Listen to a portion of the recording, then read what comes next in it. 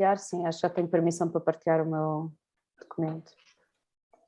Esteja à vontade, pode partilhar, entretanto vou... Quem é que está? Tenho aqui uns contactos. Tudo pronto. Vou só agradecer aqui ao nosso jovem estudante Francisco, que nos está a dar suporte. Ó Francisco, ainda aparecem 22 pessoas em espera no YouTube. Acho que agora já estará, professor. Já? Ok, ok. Eu vou desligar isso então. Pronto. Tenho que ir buscar aqui a cábula. Não é muito necessária, mas sempre dá alguma coisa. Good afternoon. Welcome to this session where we have the professor JOANA LOBO ANTUNES as speaker, as keynote speaker. Professora JOANA LOBO ANTUNES is expert in science communication and has been keynote speaker in several congress and others similar ones. She is coordinator of the communication, image and marketing of Instituto Superior Técnico, University of Lisbon.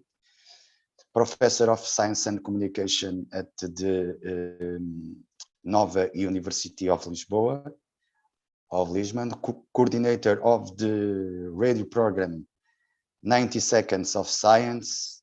I remember 90 Seconds to March. From the multimedia program.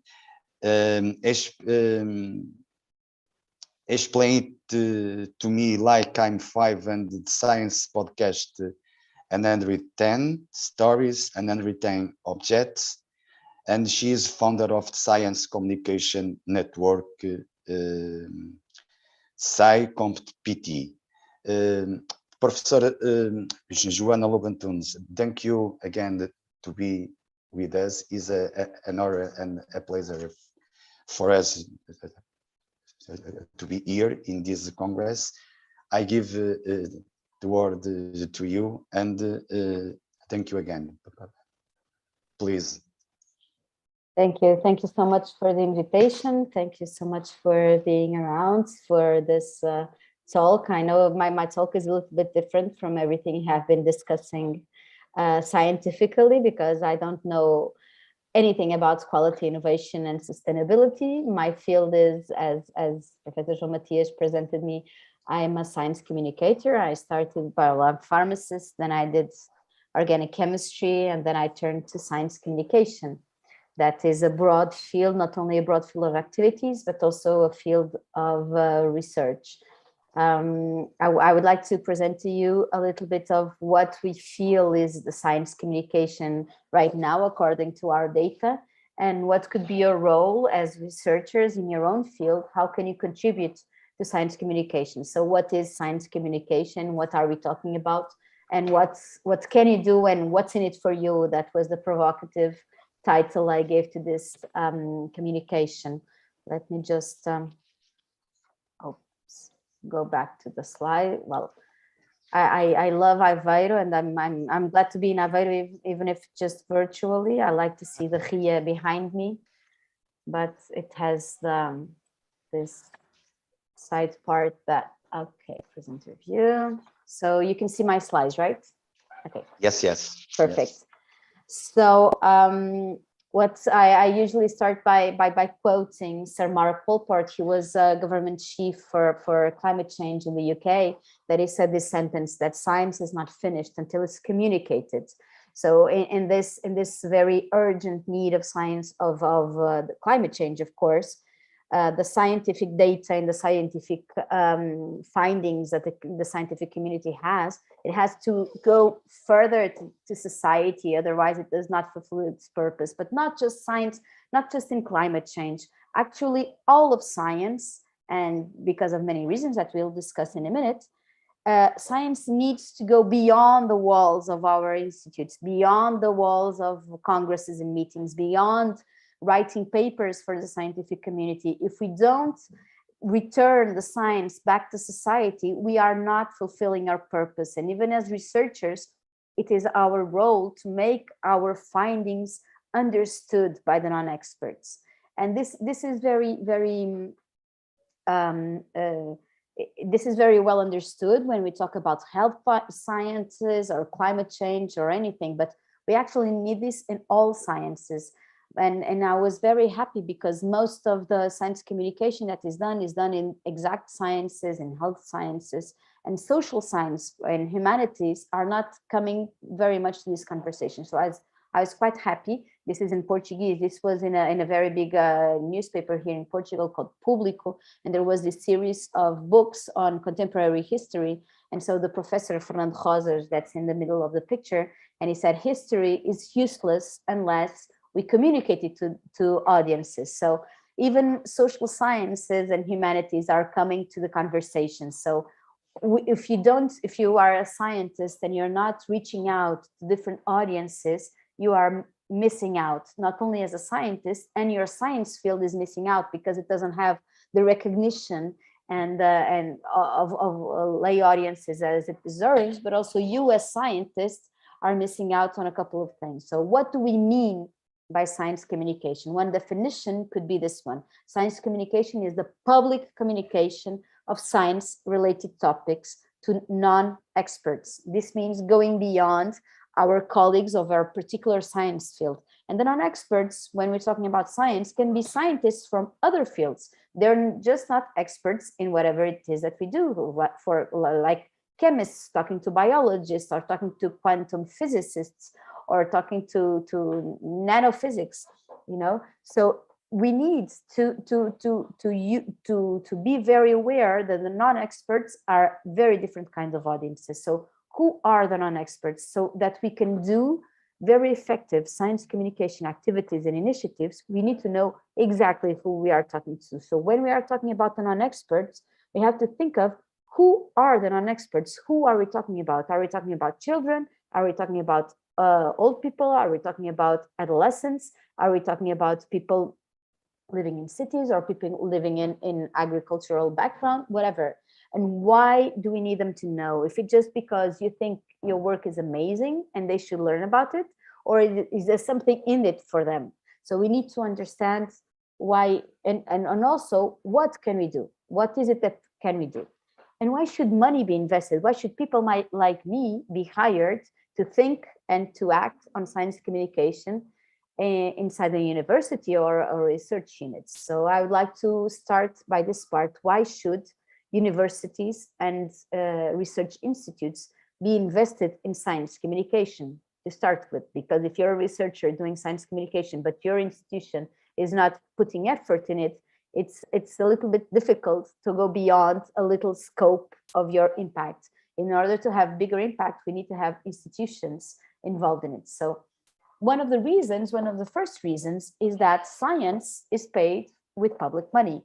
My salary and your salary and our buildings, everything that we do is paid with public money. So we need to make people aware of what we are doing with their money. First of all, for public accountability, people need to know what we are doing with the money they trust us. But also in a principle of transparency, we need to be very clear about it, about what we're doing, especially if you're working in some fields.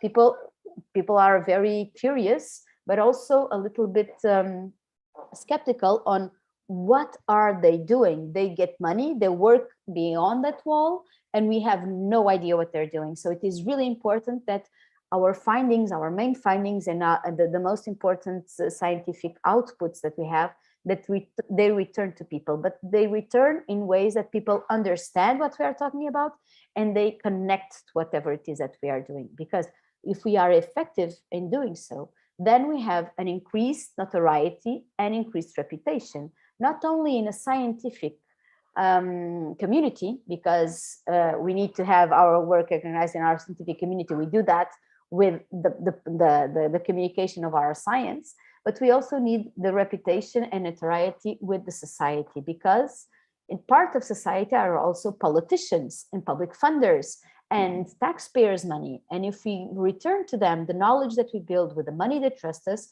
we get better funding, better students, more students, better researchers, more researchers. And we also have the secondary effect of promoting not only science careers, because role modeling is important, knowing what we do is important, but also we are promoting scientific culture. If we are returning people the knowledge that we create, people become aware of science, people become aware of the scientific diversity that it is that we are doing, and people are more keen and also supporting, because if you want to increase the amount of money that each of our governments spend on science and technology, we need to have the people, the tax-paying people, giving the government the trust they need in order to increase public spending on science and technology and in higher education, because it is not possible for a politician to make decisions based on public money without the trust of taxpayers. So it is really, really, really important to put science out there in ways that people understand it and can connect with them. So what can we do when we talk about science communication? Well, it can take many shapes and forms. We can either write in the newspapers, have an op-ed column in a newspaper. We can write books, we can write blogs, we can be on social media.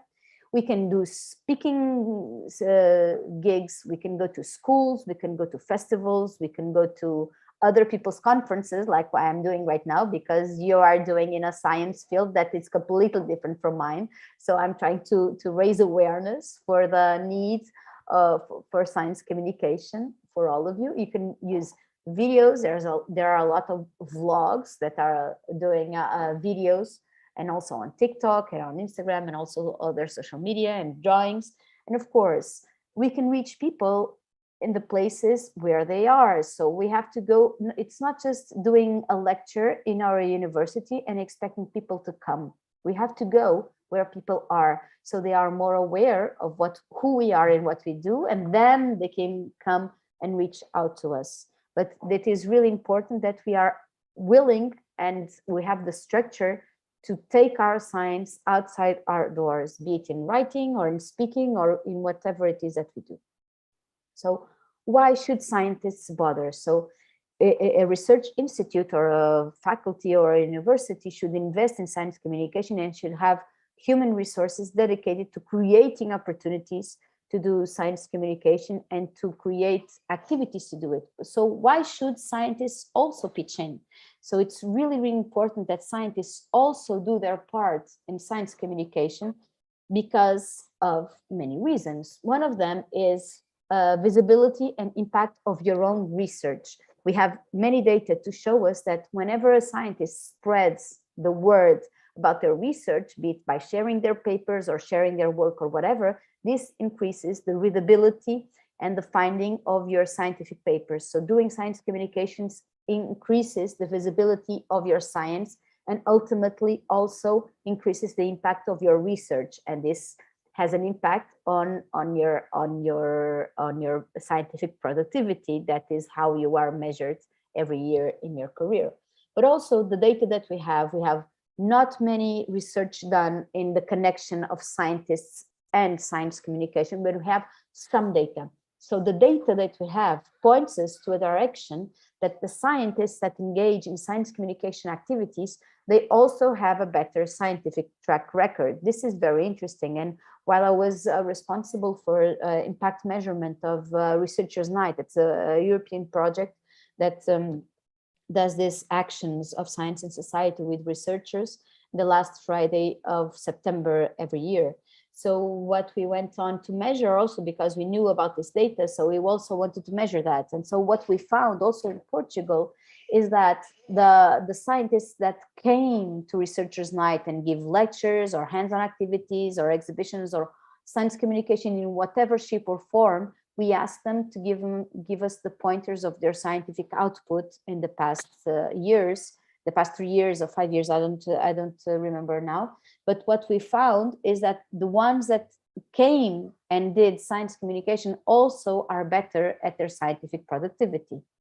And one of the reasons we think this happens is whenever you also do science communication, you also become a better researcher, because when you have to explain your work to audiences that are not experts, you need to reframe your work. You need to use different words. You have to use different zooming in and zooming out of your work. So it gives new perspectives of your work, and you become better at explaining your work to lay audiences. So this has a very direct effect on you as a scientist as well.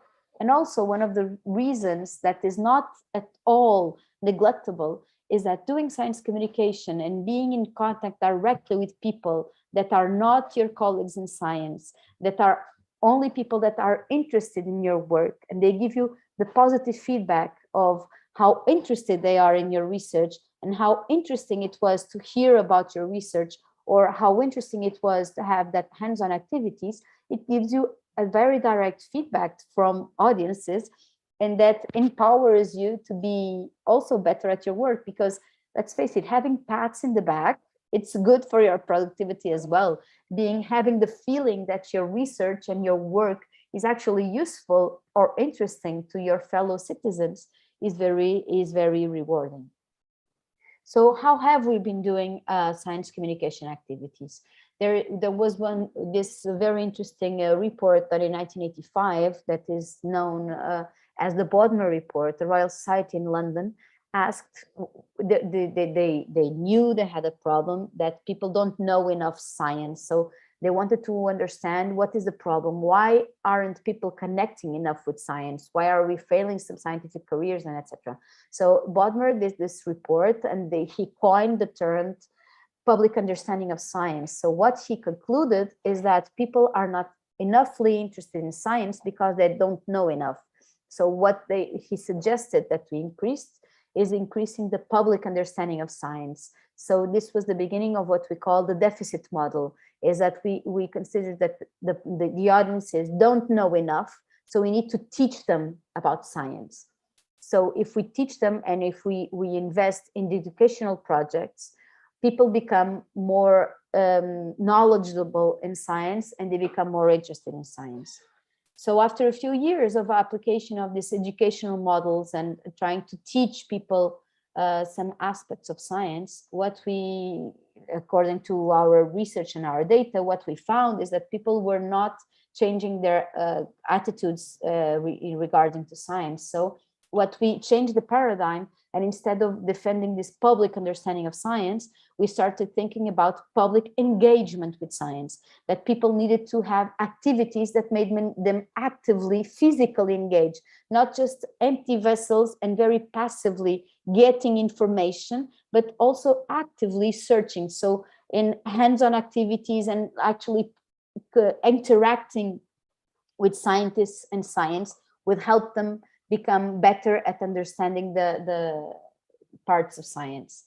And then a few years later, became the movements of the science for society, and then became science with society. And currently we have science with and for society. That is the current calls for projects that we have a few of them running here in Portugal. And what happens is that, and also the movements of responsible research and innovation and citizen science, that the paradigm was, let's not only teach people and not only engage people, but also include citizens in our own research. So trying to develop projects that citizens can actually interact in a very active way, be it gathering data, analyzing data, getting involved in the research questions. So actually what happens nowadays is that we have a mixture of all these models, and some institutions are doing more of one, others are doing more of others. And what we know nowadays is that we need a little bit of everything, because some people need to be educated, some people need to want to be engaged, and some people can have the time and the will to be more engaged in a more thorough way. So what we need is we need to have all kinds of activities so we can have people engaging in different ways.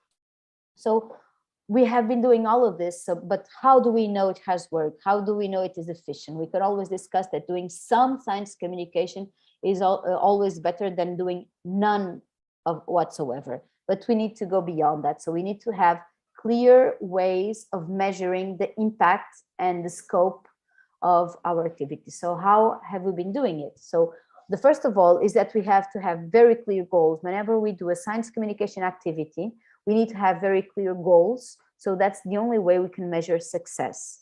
So if our goal is just bringing people over to our university, our measure of success is how many people we got engaged.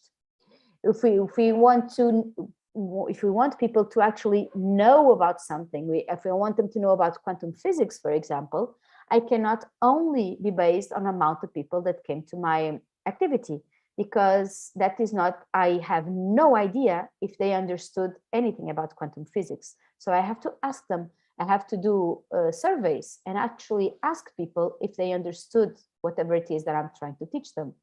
And we have to also see if we want them to know about facts, if we want to know if they have increased their knowledge on something, or if they are able to relate facts, because one of the things that we are trying to also make people aware of is how does the science relate to each other, and how is the scientific process coming to age.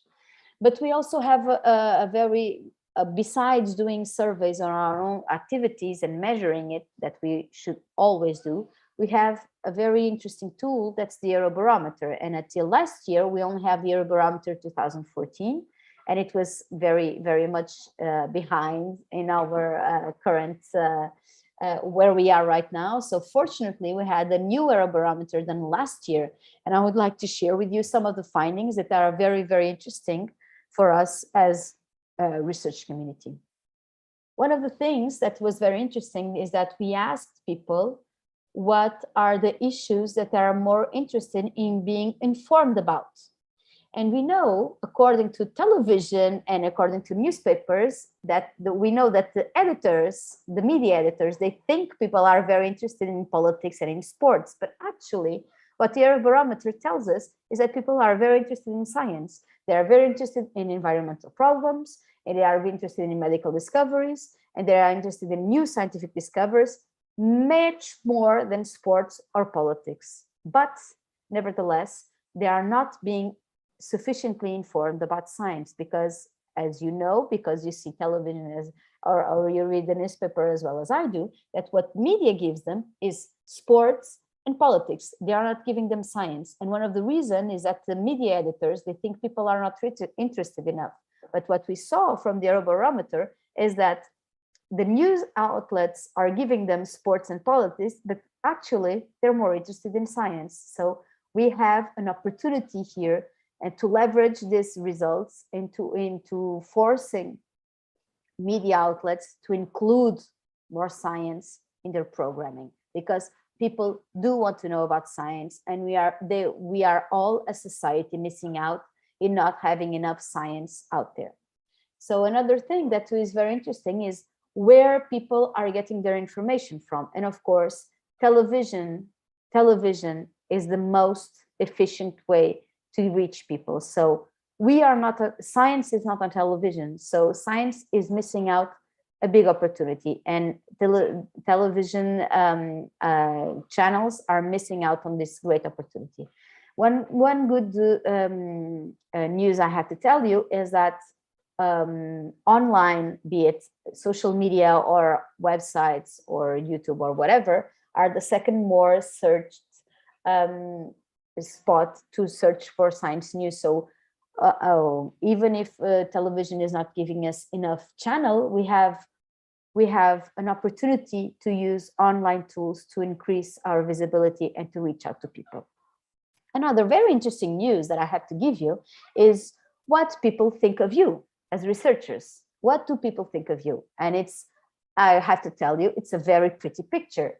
People think that you are very intelligent, that you are highly reliable and very collaborative, and of course, honest. And this means that we have a very good public image. And this will always also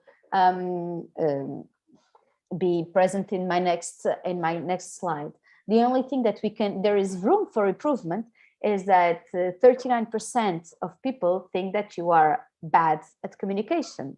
So here's an opportunity, a great opportunity to increase communication skills in researchers, because not only we have to increase scientific culture in media and journalists, we also can and should increase communication literacy in researchers. So this is an opportunity to improve.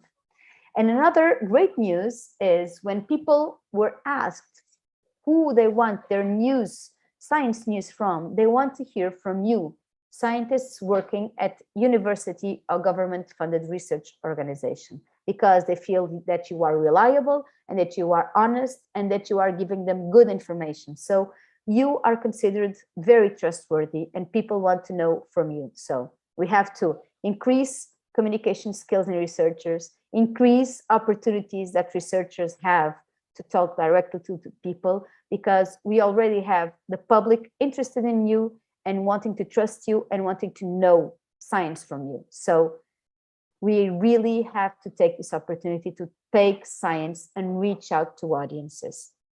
Another very interesting data that we have from this Eurobarometer, I think this is the last one I will bring you. You can read all the Eurobarometer, everything is online, you can search for it and you can read the full report. Is that they asked people why do they don't engage more with activities of science and technology? Why are they not coming? So the first answer, I think it's the politically correct answer, which is lack of time. Lack of time is a very perfect excuse for everything, because every time you do something, you are not doing something else. So if you are lack of time, we all have lack of time. The thing is, do we want to make time for it? So the second response we have is lack of knowledge in the field of science and technology. And what happens is the way we communicate our events and the way we present science events, they are not being very welcoming. People think they need to know a lot about science and technology to be able to follow the events in science and technology. That's why, well, Jean-Mathieu said in my presentation, we started in 2020. When I started working here at Technico, we wanted to think about a science communication project that was about all the kinds of science that we are doing right here.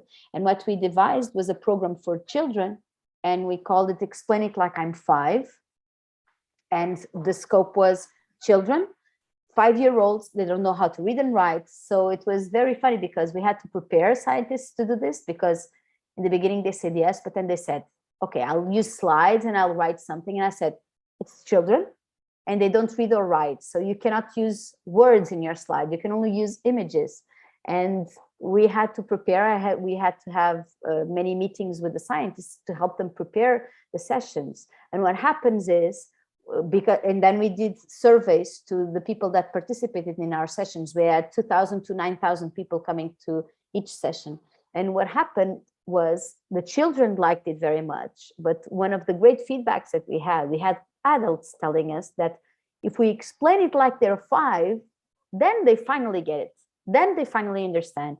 If you explain it to people thinking that you're explaining to people like they're 5, then all adults, what the feedback we have is, finally I understood this. Finally, I understand what is chemistry. Finally, I understand what is whatever it is that we are talking about. So people are missing out on our events because we are not being able to explain it well enough. So the bad at communicating part, we definitely have to work on it, because we can win so much if people finally understand.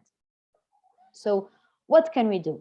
I hope I have convinced you the need to do science communication and what can you gain in doing it as researchers and as institutions. So what can we do? Okay, so one of the things is most of the times that we get science in the media is whenever we get a new very big paper out or an ERC or something really big, we get into the media. So there's a problem in this. If you think about all the work that the scientist does, I did this picture and it's not up to scale, of course, because otherwise the upper part will be much bigger, and the down part will be, the lower part will be much smaller.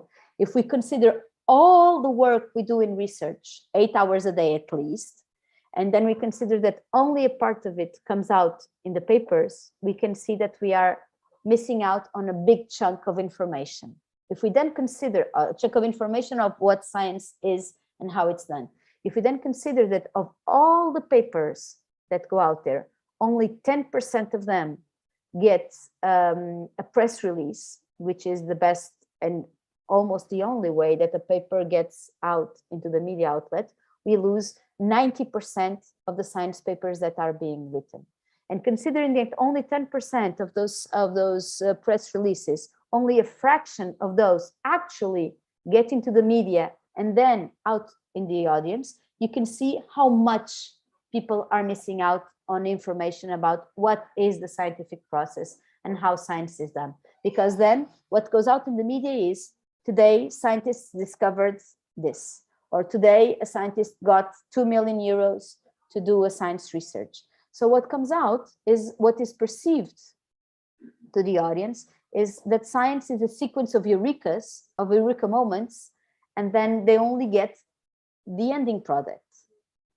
So one of the, I can list here a few of the problems, the perception of science as eureka moments, the problem of needing to have someone to write a press release, otherwise people don't know about your research paper. Journalists don't know about your research paper unless you have someone doing a press release for it.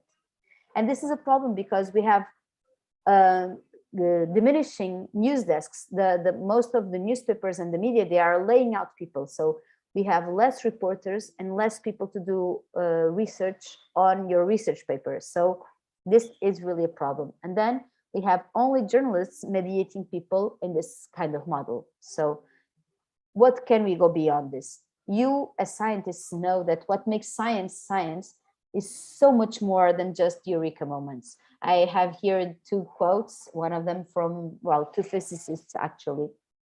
One of them is, the most exciting phrase to hear in science, the one that heralds new discoveries, is not eureka, but that's funny. Because, you know, doing science is not just about eureka moments. Of course, you can have eureka moments now and again, but sometimes it's that sweet spot when you have a result that is not exactly what you expected, and then you start going into that and you discover something new. And also, research and doing science is a collaborative work, as Sir Isaac Newton said. I've seen further, it was by standing on the shoulder of giants. We work, that there's this stereotype of the lone scientist doing discoveries all by itself, that is perpetuated by fiction and by TV series and by movies and by whatever. And science is a very collaborative process. And it's very important that people go beyond just scientists today discover that. It's super important that people know about the scientific process in itself. How do we go about doing questions? What are the questions that are worth pursuing? How do we go about searching for answers? Because otherwise, when a pandemic comes, people think that scientists are only here to give us answers. They forget that scientists are here to search for the answers. They are here to do the right questions and to search for their answers. Otherwise, they would not be surprised that we did not have all the answers when the pandemic came. It was not possible. It is a question that has a reason now, so we have to search for it. We cannot know the answers beforehand. So doing science is saying, I don't know, many times. So we really need to increase scientific culture of people also about the scientific process. So what can you do? What's the role of scientists? Well, practice your communication skills, not only doing courses in a communication, that is quite useful, but also practicing, taking every opportunity you have to do communication and do it. Do lectures, be available, practice and learn, go to schools, talk about your projects, write in the newspaper, take every opportunity possible, because every time you do science communication, you become better at it. Also using social media. Social media is not just for institutions. We can use it as scientists ourselves, and to use social media to increase visibility, not only for our research, but also to increase knowledge for people of our research. Also, if you are fortunate to have a science communication unit in your research institute or in your faculty or in university, work with them. They are your friends. They are here to help you. So once you get your paper accepted, tell them and give them your draft or whatever it is, even if you are awaiting final confirmation, because if a science communication officer has a paper, once it is accepted, they can work on the communications and to have all the communications ready for when your paper is finally accepted. They can have a communication plan and execute them. Also tell them about your work and about your achievements. Science communication officers do not, I repeat, do not have crystal balls. They do not know about your achievements if you don't tell them. If you win an award, if you have a scholarship, if you have a funding, if you have a big paper, if you have whatever it is that you have that is interesting for the communication of your research institute, you have to tell them. They cannot know if you don't tell them. So also having good images, giving them good images, or let them do good pictures of yourself, of your team, and of your research is very important to illustrate, because, you know, molecules are not very interesting. People want to know about the faces of the researchers that are actually doing the research. So participate and tell them when you are participating in outreach activities and hear them. Communication is very much about dialogue. Also, if you are working with a science center of your museum, for example, in Aveiro, we have a marvelous science center. We have Fábrica that is always calling researchers to pitch in, and I'm sure around the world, many of you have science centers and museums to interact with. So mostly, I would say it's important to be available and to pitch in with ideas, and you can help develop content for the museums. Also, when you are asked to interact with the media, you have to know about what are the needs of the media, so you know how they work and what they need, so you can also know what you want and what you need for them. If you have a science communication unit, most of them are also available to do media coaching, so search for them. But as a rule of thumb, be nice, be available, know your science, and practice and dive in. Don't be afraid to talk to the media about your work. Most media are really friendly media. They don't want to corner you. They are not like for politics. They are very mean sometimes and do the hard questions. But usually for science, they are very good. So when you are, if you happen to be talking about just some final remarks about how you can talk about your science, one of the things is very important that you know who you are talking to, who are the non-experts you are talking to.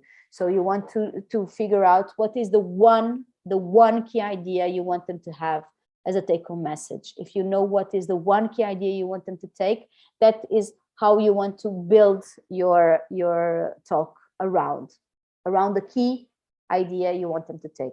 Also remind the language that you use. If you use language that is too much jargon, if you frame it in a very scientific way, people will not be able to follow you. You have to adjust the amount of scientific language to the audience that you have in front of you. And of course, it's all about telling a story. It's about helping people in. People will listen to you if you tell them a story, but you have to make it interesting for them, and cutting the jargon, but not cutting the poetry in your research, because there's so much beauty and elegance in your research, I'm sure, because I find beauty and elegance in most research that you can tell. Please do not let that out. So not really stressing this out. It's all about the people you are talking to. Don't make it about yourself. Don't make it about sounding intelligent or don't make it about yourself. Make it about them. If you make it about them, you'll be able to reach out to people and actually be meaningful to them. And please don't be like this. This is a sculpture from an Italian sculptor called Ivan Schneider. This sculpture is in marble, but he did this also in bronze and some others. It's called Testa Pesante, which means heavy head. And the first when I saw this sculpture, which I really like very much, I looked at it and I said, this is a scientist, all brains and no body. because many times scientists, when giving public talks, they forget that they do not communicate only with their slides. You do not communicate only with your graphs and your figures. You also communicate with your face, with your facial expression, with your body movements, in the way you move in your stage, in the way you do the things you do. So don't be just about the knowledge you have in your head. Be able to communicate with all of the body you have. Unfortunately, we are only in Zoom, you can only see my face, but I hope I can be a little bit expressive. I'm trying my best, but it's always better when you do it live, that you can try to really engage. So one of the things that we do, I've been doing communication courses for scientists for over 10 years now. So one of the things that we do, we try to teach people about, this is all about being able to tell a story with your face, with your body expression, and with everything, because you talk with your voice and your body, and you have to, if you do these communication courses, one of the things that we learn is that you take responsibility, you're making it all about the other person, and it helps you overcome stage fright, which is real. Stage fright is real. So the only way that you can overcome stage fright is by practicing and knowing your thing. So if you don't take my word for it, take Anthony Fauci's word for it. So when he was asked at Yale last year, he did this speech about ways of doing science communication. He said, always go by the data, of course, know your science, admit when you don't know something. If you don't know, you say, I don't know. And also, of course, the goal is not to show how smart you are, is to get people to understand what you are talking about. So please, please make an effort. People want to listen to you. People want to know what you are talking about, and they are very happy if you make it understandable. So please take all the opportunities you have to practice and dive in, and don't forget, you have to be understood. You have to make it memorable, so that people don't forget what it is that the experience that you gave them about. And also it's about making them care. You have to build bridges in order to people really want to hear from you. And this my last slide of content, this was an image done by the scientific communicator Santi Cremades. He's Spanish, and he did this very clear diagram. So I think for researchers, sometimes I need to have graphs and diagrams and figures and bibliography, unless otherwise I'm not taking for real. So if you consider the universe of what scientists have to say and the universe of what people are into, the sweet spot, the one we are looking for, is the sweet spot in the middle that crosses things that scientists can say and things that people are interested in. So if you are willing to and able to go to the sweet spot, I can assure you, people want to listen, and you can make a difference in the world, for lay audiences, for yourself as scientists, for the scientific community. And we hopefully you can build a better future together, because people will know more about science, we'll get more funding for science, and we'll do better science. So thank you very much for listening, and please, please tell us your story. Thank you very much. Thank you very much, because it was a very, very, very interesting keynote. I'm very, and on behalf of my colleagues, I'm very, very happy to be you with us. Before to give the words to the questions, I would like to say that I not will ask you about what is the positive effect of the pandemic in the science communication, because I think that the scientist, it's more a savior of the devil more than an angel. I would like to listening the music from Robbie Williams, and to see when we have problems, to look for a scientist and said, I saw an angel in your face. This at need during this pandemic, it was very important. Thank you very much. Of course, I think that there is a difference between science and technology. For example, the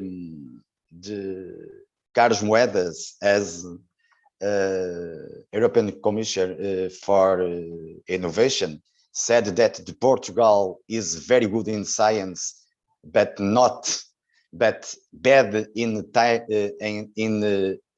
add value concerning to the technology. But my question, and concerning to your opinion, what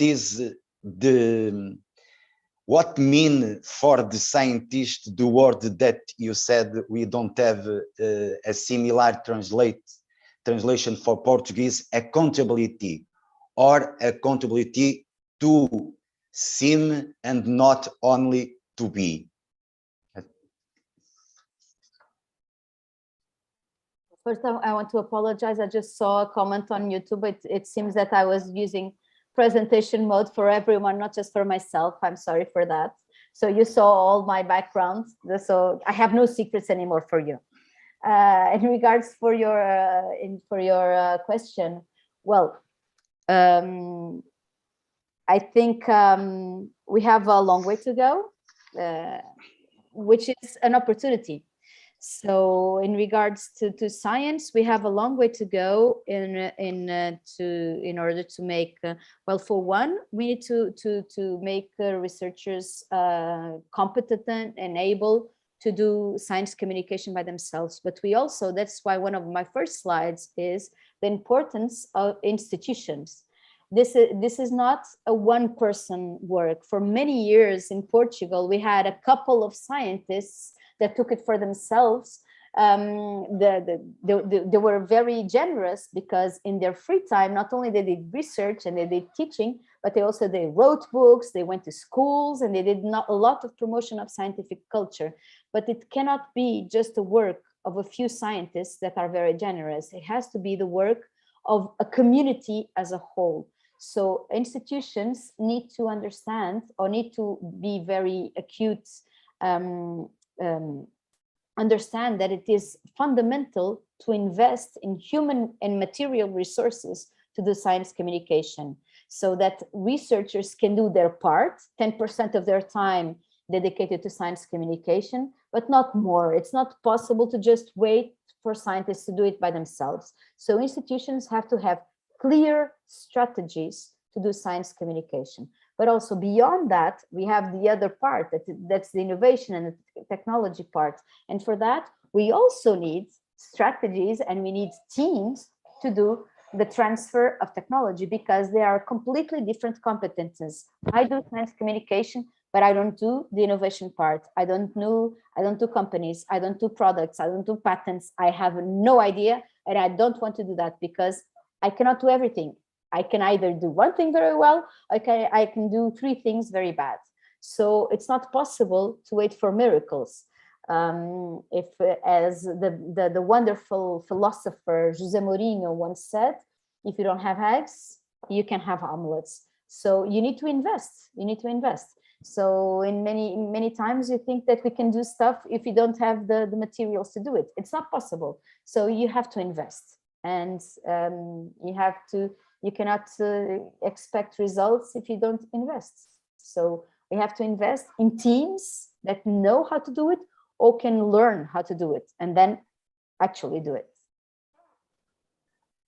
Thank you very much. The philosopher José Mourinho, it was very good. Okay, thank you. Concerning your remark, when the content is very good, the format is not important. Okay, and your communication was very good, and means don't means anything. Questions, please, if you have, of course. No questions.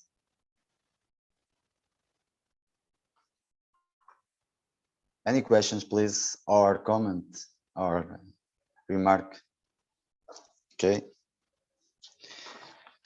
Thank you. In this case, we have no questions. This communication it was very, very, very interesting. I'm a lucky man when I listening you. As I said at the beginning, in not informal, but in informal conversation, I believe that your work will change the minds. And when the American concerning to the relationship with the flood and the COTEC, when they join technology scientists and engineers and management to help to create more evidence. In this case, I recommend not only to join scientists and or engineers and managers, but also science communicators. Okay. I hope so too. I think that can make that's what can make, well, of course I'm biased, but I believe that including people that can think about the communication can help make a quality jump in the way that we connect to people. So thank you very much for having me. Thank you very much for having a keynote on science communication in this meeting. And I hope that you and ICQIS continue to having this conversation, because I think, well, again, I'm biased, but I think continuing having this conversation is one of the most important things, so that people continue to be aware of the needs, because as we have to talk about science in the public to make the government raise awareness for the need to invest in science, we as scientific communities need to continue to talk about the need for scientific communication in order for our institutions understand the importance and the results that we have when we invest in science communication. So thank you very much for having me. Thank you. Before to finish, only a private joke. Darwin is not only a scientist related to evolutionary theory, but also a bad player of football. Okay, thank you very much. Yeah, I've learned that the hard way. Thank you. Thank you so much. Have a nice meeting. I wish you a very nice meeting. Thank you for having me. Thank you again. Thank you very much. I give the word to JOANA and Francisco to explain the participants or you can access to their room, virtual room. Okay. Okay, so first of all, I would like to congratulate JOANA for the wonderful and enlightening talk she gave us. And we have comments from the YouTube channel saying that this is relevant, so it matters and it has interested people. In the rest of the afternoon, we will be having our works being presented, which means that now we will be having 3 parallel sessions. One session in quality, which will be chaired by Professor Marty Casadeus, and some papers, 5 papers will be presented in the topic of quality. Virtual room, I will be having innovation papers, and it will be shared by Professor Luis Barreto. And the other room will be shared by Professor Gaudencio Freires about sustainability. So participants may choose which parallel session to assist. And after the presentation, so this will take place from 3 o'clock to 4:30, we will be having a moment of reflection. So in our schedule, it is called briefing and reflection in the end of the first day. And I will be hosting the 3 chairs, and the 3 chairs will be summarizing the papers presented in the different parallel session, and we will be adding up some sort of a connection between the 3 topics. because as has been said since the opening ceremony in the morning, the three topics are complementary. So we will be having a combination of the three parallel sessions. And I hope that everybody is able to assist, because given that we are split into the parallel sessions, this is the moment for us to pile up the three topics and combine the summarization of the day. So I expect that you enjoy your working sessions. Now we will be able to join the different rooms. Francisco will explain the practicalities, but in the end, I myself and the three shares will be reflecting on the working sessions they are about to develop in the next 1.5 hours, okay? So that's our program for today. So thank you. Francisco, can you explain the participants how to join the parallel rooms? Thank you. So I guess I already opened the parallel room. So I guess in the below in the Zoom, you can choose which one you want to enter. And if anyone cannot access this, please tell us and we will move you to the room. So you can now enter your rooms, please.